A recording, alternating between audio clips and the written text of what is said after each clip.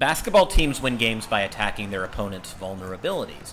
So it's been a little weird to watch the Suns beat the Spurs by exploiting Tim Duncan in the pick and roll, particularly in the closing minutes of Game 2.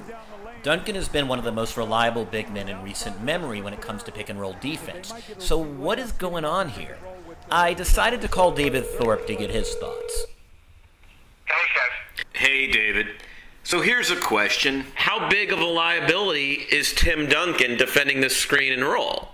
The reality is that it's what San Antonio is asking to do currently that's the problem. He's one of those rare guys that on the high ball screen, he can both shade or shadow the ball handler, which in this case obviously is Nash going to the rim, and put pressure on him and ultimately be a threat to block a shot or block a shot. But at the same time, he can play in between both Nash and Amare rolling to the front of the rim and take away that lob. The old Tim Duncan could do that probably better than anyone, maybe almost Bill Russell. But now, in his current situation, he's not able to do either. So in other words, Nash is able to freeze him as he goes to the rim, and because Tim has such respect for Nash's ability to throw the lob to Amare running to the front of the rim, Tim has to stay home. Nash reads that and is able to get the shot up before Duncan can react to block it. In most cases, Duncan is actually left standing straight on the ground. So, because, they've asked him to do something that very few people in history could really accomplish, and he's no longer able to do that. San Antonio now has to make a change.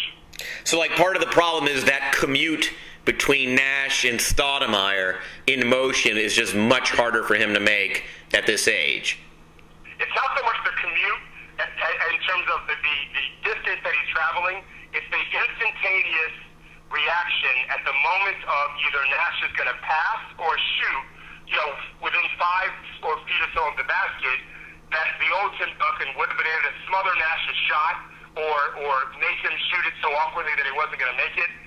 Now, in that exact moment where he has to make a decision, he is left grounded and can't react. And that's why San Antonio now will have to do what the rest of the free world has to do, which is they're going to have to ask him to take one guy away or the other.